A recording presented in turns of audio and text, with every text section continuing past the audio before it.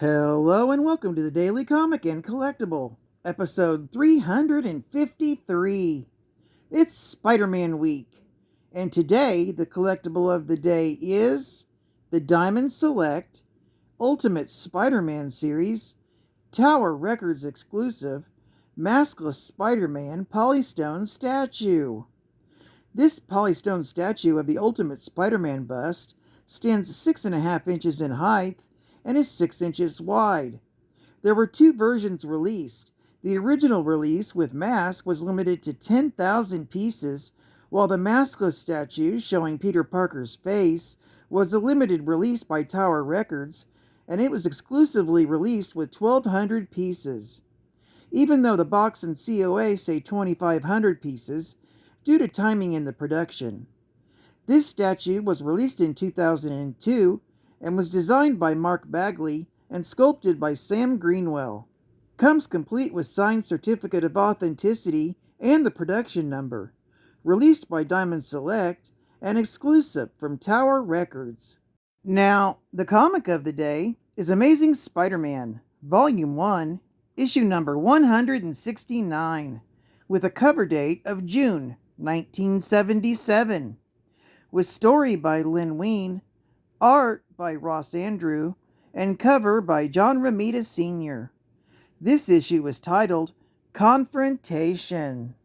We open in New York City, and if you had to describe the evening for Spider-Man so far, it's dull. After several hours of scouring Manhattan, he's found no trouble at all, except for a hole in one of his boots. He stops to inspect it and witnesses some crooks taking over a police paddy wagon.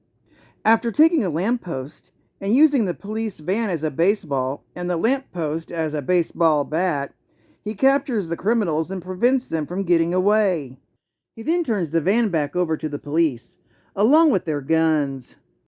Meanwhile, at the lab of Marla Madison, J. Jonah Jameson and Madison are going over the damage done by Spider-Man to their Spider Slayer robot.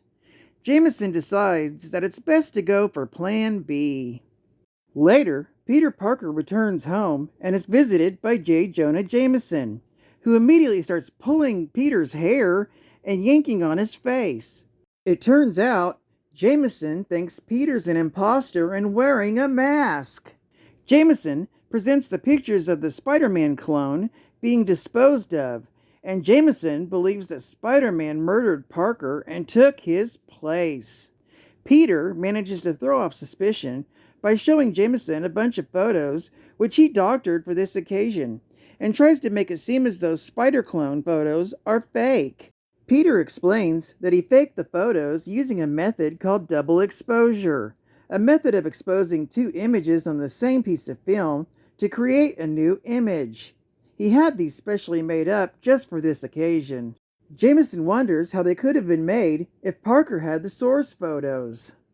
Peter again deflects suspicion by suggesting that Harry Osborn could have done it when they were roommates, and he believed himself to be the Green Goblin. This satisfies Jameson, who leaves, denying Peter's request for a raise. Peter, who is relieved to have tricked Jonah, can only laugh over the whole experience.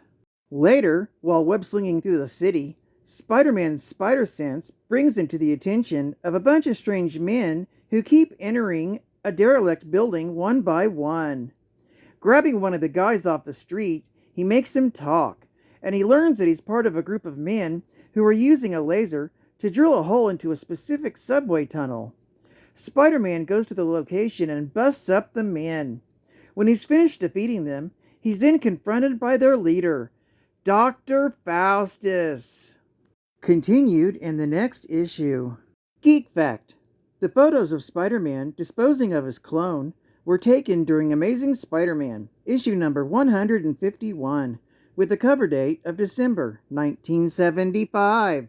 Bonus Geek Fact: we find out who took the photos in Amazing Spider-Man, issue number 180, from May of 1978. It turns out to be none other than Harry Osborn, under the hypnosis of a psychiatrist, Barton Hamilton. Spidey's Faux Facts: when it comes to Spider-Man, there's usually a clone or two running around.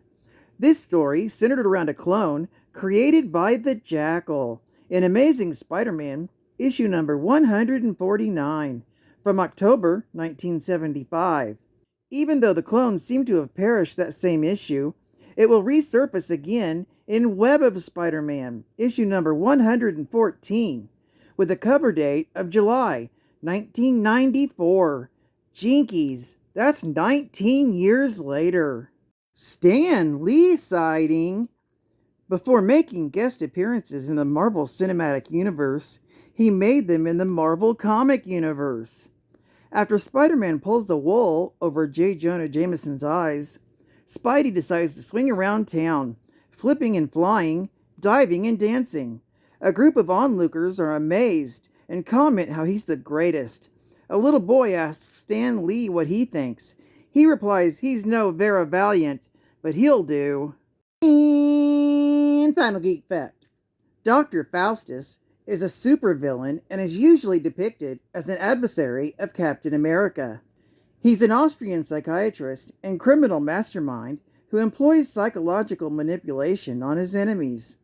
The character was created by writer Stan Lee and artist Jack Kirby, and his first appearance was in Captain America, Volume 1, issue number 107, with a cover date of November 1968. Spider-Man Weeks. Did you know that? Peter Parker has an IQ of 250. He can also bench press 10 tons and has a top speed of 200 miles per hour.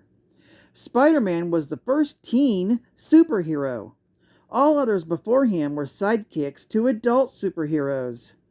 And Gwen Stacy's death marks the end of the Silver Age of comics. Did you know that? Well, I'd like to thank you for joining me for another Daily Comic and Collectible, and I hope to see you again tomorrow for Spider-Man Week. This is Cat Fan Comics Man, and I'll catch you on the flip. Over and out.